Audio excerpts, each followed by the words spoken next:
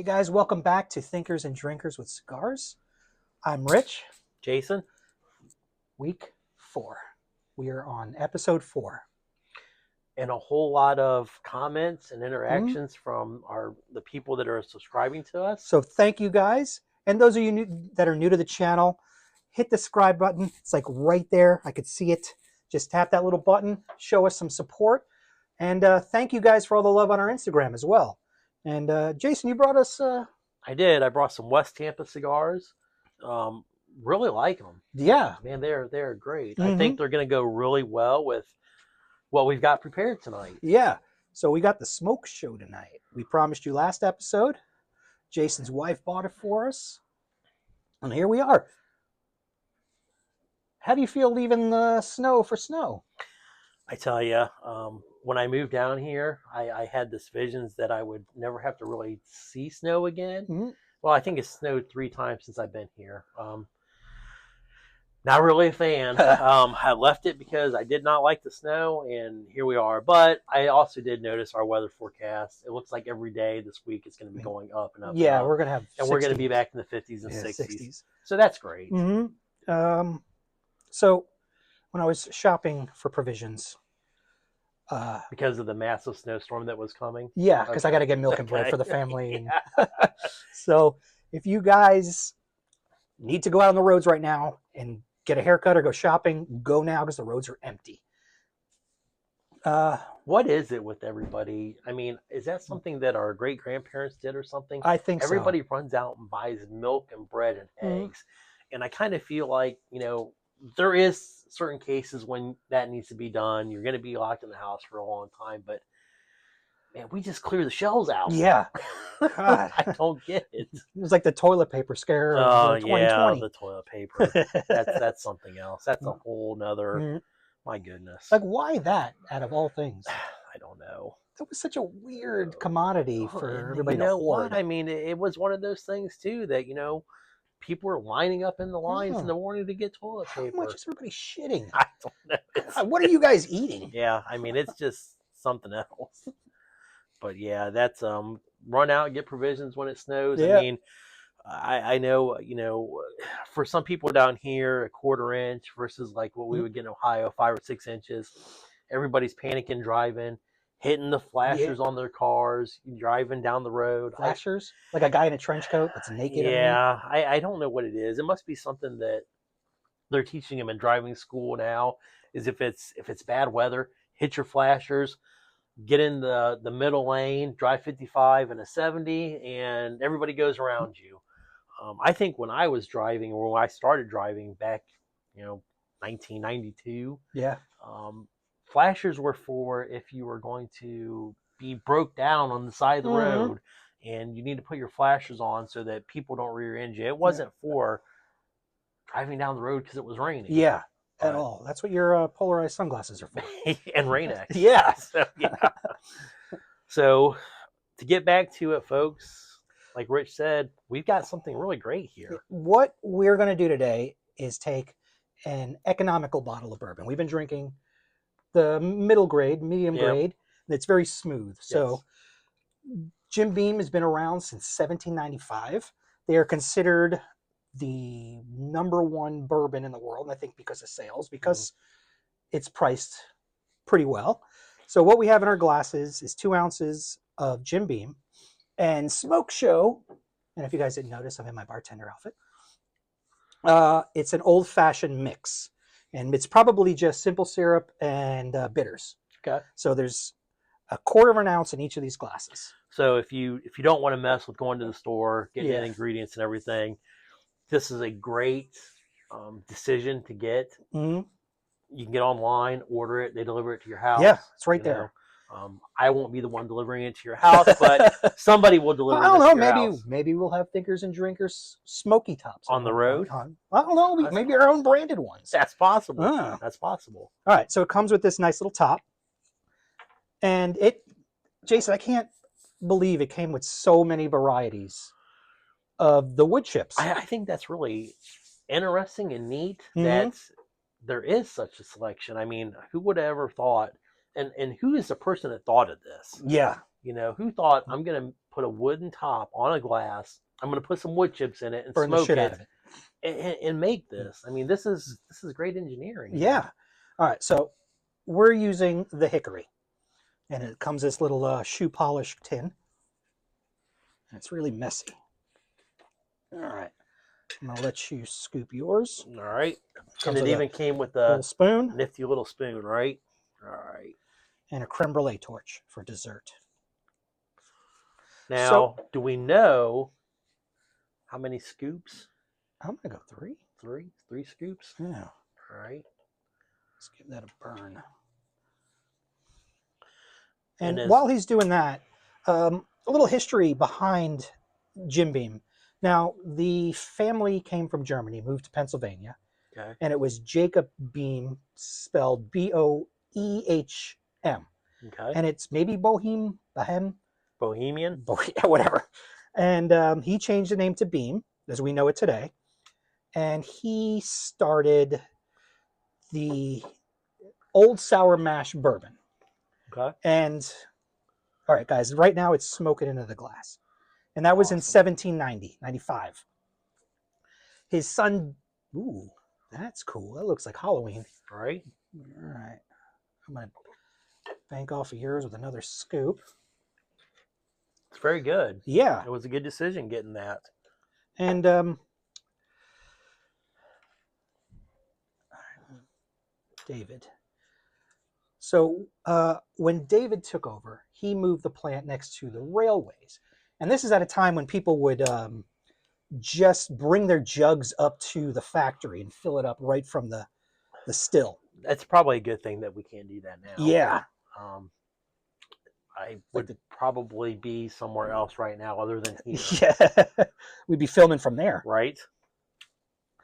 And so there became a barrel shortage. Okay. And what they did was they took barrels that were carrying fish and vinegar and charred the inside to get the smell out. And the trains moved slower back then than they do today. And the big port was New Orleans. Okay. And so while it was on the train and it took, I don't know, a couple months, they noticed when it got there that it had this golden color and a sweetness to it. Now, during my research, I'm realizing we know so little about any of this stuff. And there's so much to learn. You know, there's so much to learn with this. And I when they say people's master distiller or a master brewer or a tobacconist, my goodness, it takes a lot of effort and a lot of energy to study this, to learn it. So, you know, it's amazing. Yeah. You know, like even the cigars we smoke, there are 500 little tasks from seed to the finished product that we get to enjoy. And okay, so I also learned the etymology of the word bunghole. from like Beavis and Butthead? Yeah, like your butt. You know, where the poop comes out. Okay. The hole that's bored into the side of the barrel, where the cork goes in, that's called a bunghole. And that's where we get the term from. That guy was having fun that day with wordplay when he said, "I'm going to name it this bunghole." And you look at some of the words back in the, let's call them the olden days. There's some crazy words there. So Tampa, I would have never thought.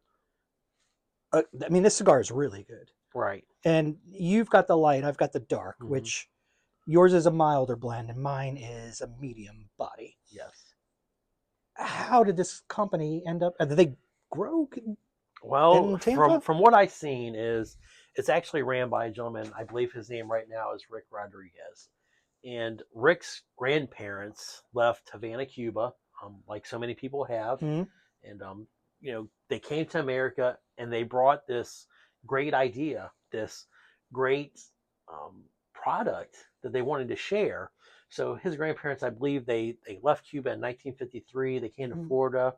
They settled in West Tampa, and they were master cigar rollers, I believe is what I had read. And that's something you should read about the cigars and learn about the history of what you're smoking. and where it came from. But his grandparents came here, they started it. I think it skipped a generation. Okay. Maybe Rick's parents didn't have an interest in it, but he picked it up and he learned the trade, learned everything, and now he's got this great product. Yeah. It really is great. And it looks to me, I was looking at their boxes, and their boxes are just artwork. Mm. And when you open up a cigar box, if you haven't ever, that first smell of a new cigar box Just the feel of is amazing. holding the cigar box is great. Yes. And you cut the seal. Yep. And you know, that's just kind of customer service oriented. Yeah. You know, and you know, there's so much you can say about customer service and products nowadays that certain people, owners of the companies, they still try to get the great customer service out to us. And pride in their product. Yes. All the way down the line. All the way down the line. So you brought up a good point. Customer service. Now, since I feel 2022, the COVID year, customer service has taken a huge dive. Yep. We were in a restaurant the other day, and we went up to the hostess stand, and she didn't even look up from her phone or acknowledge we were there. But then the server was one of the most fantastic servers. Yeah, I kind of feel, you know, since that our people have been kind of run ragged, you know, because there's a shortage of the workforce, or you know, the older customer service people maybe retired during COVID, and you know, the younger generations coming up, and there was nobody to kind of help lead them through what customer service is. Yeah, I know, but if you're a business owner, you want every part of that business. You want every part of that business, especially in a service industry. Yes, and it's just it's so hard, and I get it, and I think it kind of goes back to what we were talking about before, was, you know, the wages and how people, you know, are living today. And you know, if I'm a waiter or a waitress, you know, I'm trying my best, but I'm so stressed out from bills and cost of living and groceries and everything. It's true. You know, so I get it. Customer service is just, it suffers, but and I feel like now when we get really good customer service, and when I went out to the restaurants and everything, man, you've really got to tip those people. You really got to tell them, hey, I appreciate what you did for me. Yeah. You know, how you took care of me. And we do that. I was a server once, and I understand that pressure. And when we get exceptional service, they benefit. Yeah, you got to reward the people. Yeah. You know, for sure. You know, and it's kind of like the big box stores like Home Depot versus Ace Hardware. You know, when you got Home Depot, there's this gigantic box store, and there are great people working in there, and they're trying so hard, you know, to make what you want, or to get you what you want. And you go to Ace Hardware, you're greeted at the door. And usually it's an older person working in Ace Hardware, and they know exactly, hey, I'm looking for this, and that person knows exactly where that's at. So there's so many different aspects of customer service. But don't you feel like when you're in Home Depot, that when you ask someone for help, you're like bothering them? Sometimes I do. I feel like you kind of gotta go in there, know what you're looking for. I've been into Home Depot a gazillion times. I kind of know. So if I'm lost in there and I've got to ask somebody for directions, yeah, I hope they know where I need to go. Like I go into Ace and I describe a thingy widget. They're like, oh, I think I know what you're talking about. Let me show you. And they walk you to the aisle. Yep. You know, and back in the day, customer service was so important. And if you didn't do a good job at customer service, you probably got fired. Yeah. You know? And that went all the way down to the guy that was in the bathroom. Right. Which I always thought was a weird job, that he just hands me a towel and spritz me cologne. Yep. I tell you though, I have been in some restaurants that have that gentleman in there, and it's like, you know what? This is cool. Yeah. You know, I'm gonna tip this guy. I mean, you go in there, you know, you got the soap, you've got the hands you the towels, Mm-hmm. offers you some cologne if you need it. Mm-hmm. I don't know why you would need it, Yeah, but you should be wearing you cologne, I should be guess. wearing cologne at least. But that's customer service at Yeah. its best, and Yes. it's just so great. Yeah. Um, I don't understand why it fell. Like even on, like if you're on the phone with a customer service, uh, that I don't even feel there's a personality. And I'm sorry if you guys are working that. I know that I do get some great customer service people on the phone, but most of the time, I feel like I'm bothering them again. I can say I don't know that I've ever ordered anything over the phone. Now my wife has, and she orders stuff online. That's just not me. Yeah. I don't like to call and order something. Um, when I see something I want online, I will literally hand her the phone or the iPad and be like, "Can you order this for me?"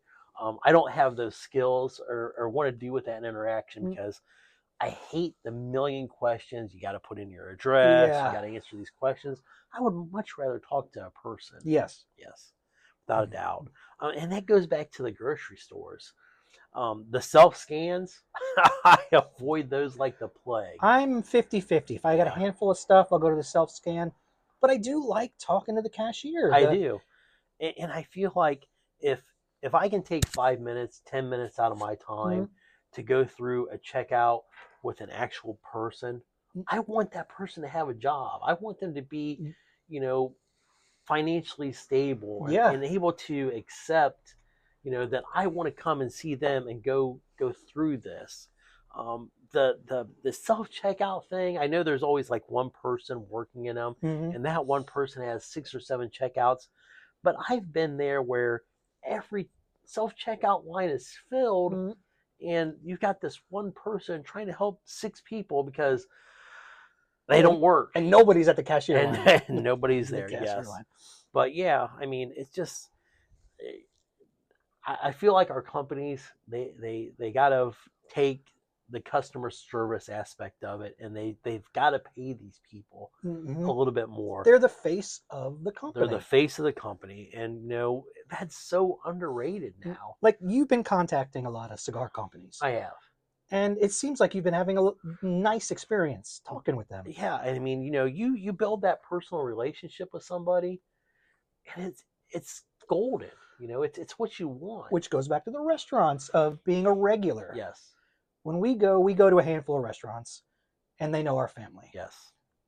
Every server comes up to our table. The managers come up to our table. You've been there. Yep. And they know our drink.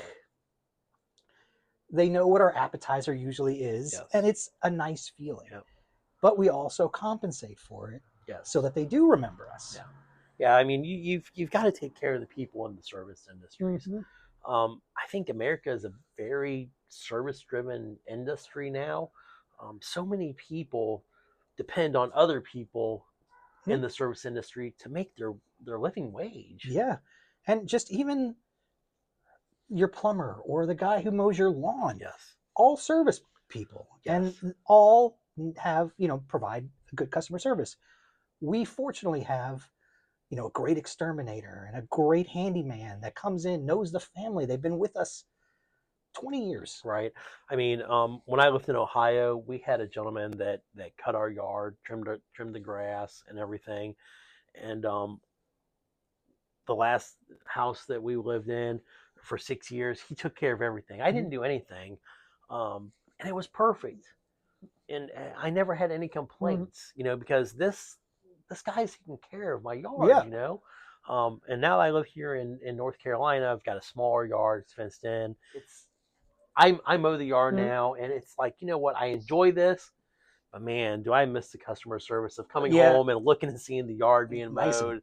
And it's nice and trimmed and everything. But customer service is it's teetering, I think, and I think as consumers, we need to help those people a little bit more and kind of be thankful. What do you guys think about customer service now?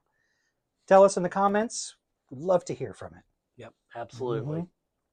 So, did you ever watch the show The Bear about the restaurant The guy who takes over his brother's restaurant. I've seen it. I've never watched it. I'm just not a big TV person. So what it's about is a Michelin star chef takes over his brother's restaurant. Okay. And he wants to make it a Michelin star restaurant. It was just a sandwich joint. And one of the guys that's working there was a childhood friend named Richie. One of the episodes, the main character sends him to this exclusive restaurant to learn customer service. And at the beginning, he's like, oh, this is stupid. But over time, he's realizing the importance of those little touches, the white glove, the customer service. So by the end of the episode, he evolves and understands the value of that and what it would bring to the restaurant. And that's something we need to learn again, everybody. It's a lost art, is that customer service, that feeling, that smile when you're on the phone with somebody. And also too, you see so many videos of people on, on social media where you got people flipping out on these servers and stewardesses and everything, and it's like, come on, let's give these people a break. They're there to do a job, and they're trying their best to do this job. Help them out a little bit, right?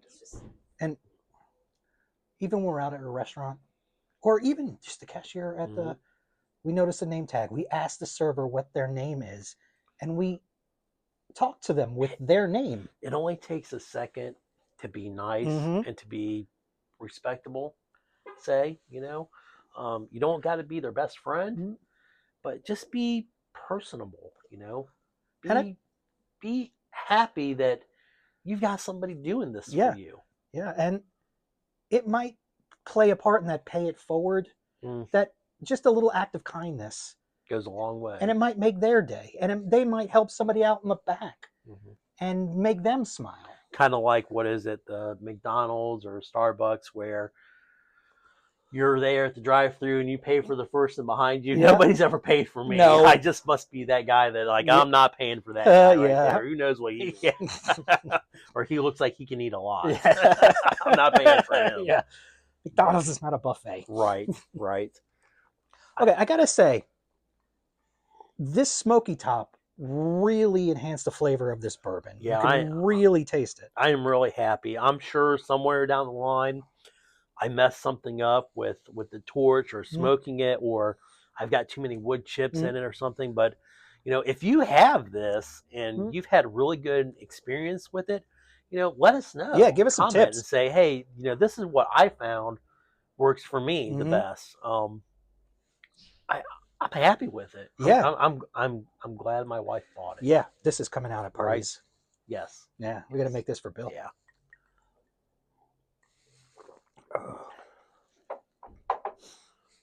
Thank you for joining us, everybody. Don't forget to like and subscribe. Leave comments below. And may your ice stay cold and your tobacco burn slow. Good night, everybody.